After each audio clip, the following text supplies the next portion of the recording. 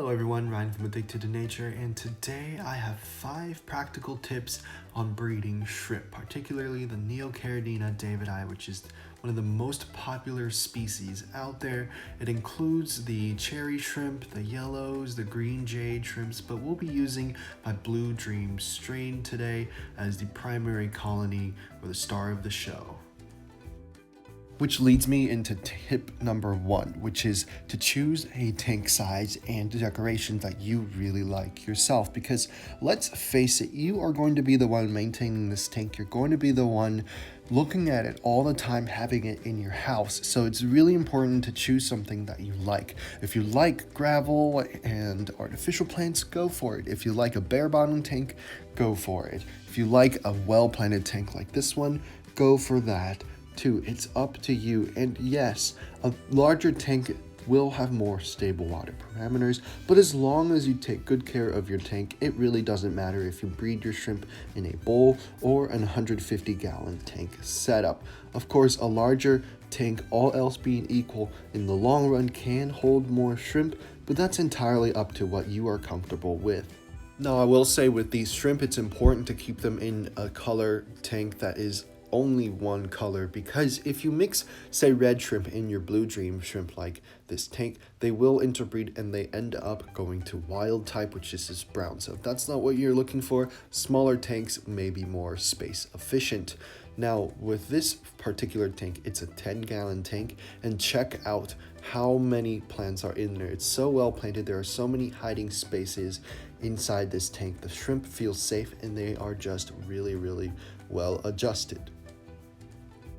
Now, this is another tank that was set up to breed shrimp specifically, and notice that it's a very big difference in looks as the other 10-gallon that I have. So this tank here was set up for about a third of the cost of that other tank, but the trick is to have really good filtration like that one and the second sponge filter in the back. It gives really good flow as well as a lot of Java moss, and you can see there's one shrimp down in the middle over there and then a bunch more hiding in the Java moss on the left. It really matters what's inside as compared to the size of your tank.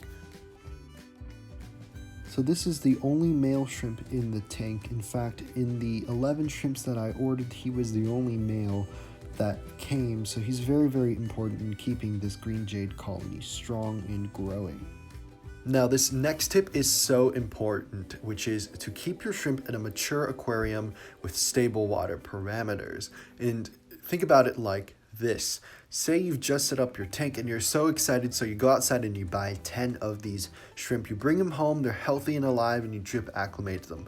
Well, it turns out you had 2 female shrimps and then 8 male shrimps. And then because you have a new aquarium, you might have temperature fluctuations, you have different pH values all the time, and your shrimp become even more stressed out. One of the females, say, passes away, unfortunately, and that sets you back weeks, if not months, because you're decreasing your productivity by half. So it's so important to have a mature aquarium already, set it up, wait 1 to even 3 months if you can before you actually add your shrimp in.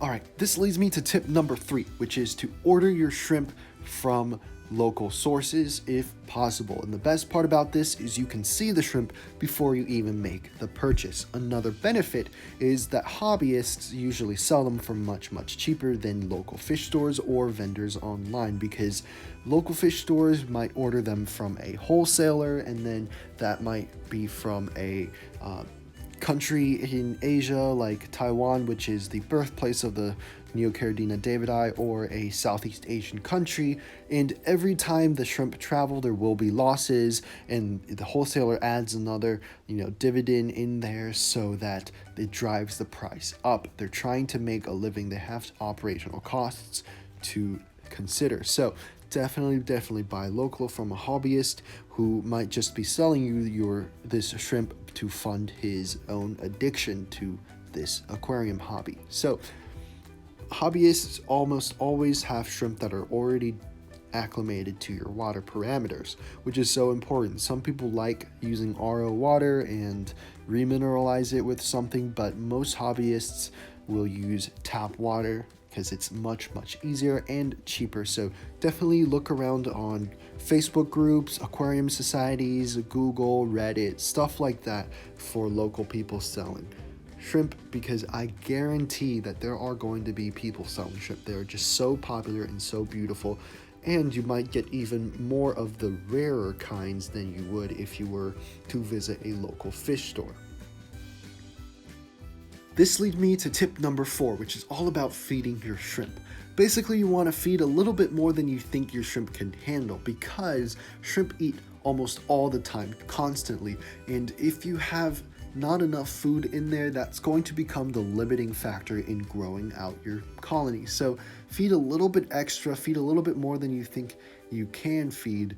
That way your shrimp will have an abundance of food. They'll say, hey, there's plenty to go around, we can keep growing, and your food never becomes the limiting factor. Of course, don't foul up your tank.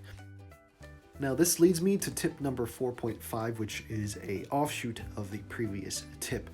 Use a variety of different fish foods, because the shrimp won't be able to survive on algae alone. In fact, it seems to me like every time my shrimp are grazing on the algae, they're actually eating the microorganisms within the algae instead of the algae itself. So you can feed things like fish flakes in this video, for example, or you could find leafy greens such as spinach, kale, and just blanch it. Basically, drop a little bit into a cup of water, microwave it for about 2 minutes, and then soften it up, put it into your fish tank. So basically the trick is to use many different ones, so you provide your shrimp with many different nutrients. Of course, there are specialty shrimp foods online that you can order, but to me they've always been a little bit overpriced. Although I'm sure they are really nutritious, they're a little bit overpriced for me, and I've never had the need to use them in order to breed and grow out my colony. Now this leads me to tip number 5, which is to keep a shrimp-only tank. Even the most peaceful fish like neon tetras, rummy-nosed tetras, and guppies and mollies will occasionally take a bite out of a baby shrimp. And once they realize that that baby shrimp is a lot tastier than the fish flakes that you're feeding them, they will actively seek out and hunt for the baby shrimp. So definitely try to keep a shrimp only tank if you can. Of course, you can add more other different types of shrimp like amano shrimp, or snails like neorite snails, ram's horn, bladderwort, and apple snails. But the idea is to have no predators inside the shrimp tank for the fastest growth. The only fish that I've had zero problems with are autosynclus catfish and bristlenose plecos. Those are the peaceful plecos that don't grow more than like 5 inches, and that would be perfect for your shrimp tank. Okay, so that concludes today's video. If you learned something, please click like and subscribe. I like making these videos for you. There are plenty of different videos in the description below if you want to take a look through that, see which ones that you like. One of my favorite ones is catching wild cherry shrimp in Taiwan, so definitely give that video a look. So thank you guys again so much for watching. I will see you guys next time.